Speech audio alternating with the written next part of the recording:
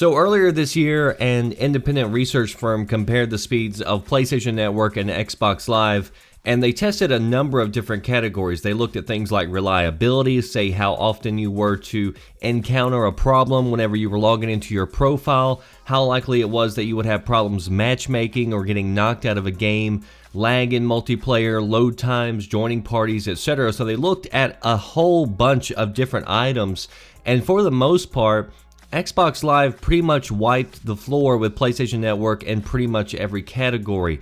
And now it appears that Microsoft may have just widened that gap even more. According to Microsoft, they just released a new patch update for Xbox One yesterday that increases download speeds up to 80%. According to them, they say that if you have a connection of a download speed which is greater than 100 megabits, then you could see increase in your download speeds up to 80%. Now, if your speeds are lower than 100 megabits, which is the vast majority of people, then you're still going to get benefits. They say that your performance should be more consistent now and that you'll have speed increases up to 40% of what it was previously. Now, the patch did do other things in the background, including, improving the performance of controllers, background music, and just performance as a whole. But the download speed, of course, was the item that, made most people's eyes sort of light up.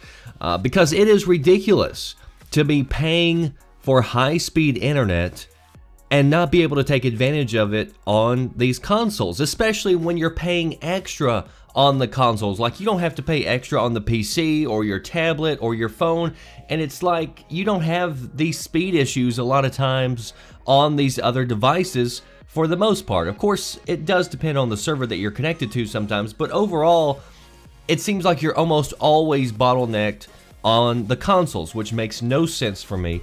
And so anyway, this is, of course, one of the main selling points of digital is that you're not supposed to have to wait, but yet you're sitting there having to wait for hours sometimes in order to download a game. So hopefully this is going to take care of some of those issues. So I don't know what took them so long, but at least they're moving in the right direction. Meanwhile, over at Sony, posts are popping up almost every other week on places like NeoGAF. Here's one, for instance, that was posted less than 48 hours ago that blew up pretty big. And it says, is there a reason for PSN being so goddamn slow aside from Sony being cheap? A lot of people are not happy with the speeds on PlayStation Network. Of course, after Sony had promised that they were going to be investing in PlayStation Network, especially now that they're requiring people to pay to play online. But we are still apparently waiting on those investments. If you want to read more about this, including that study earlier this year, I'll leave a link down below. That does it for me, The Red Dragon. I'll see you next time. Thanks for watching. Are you listening? Damn.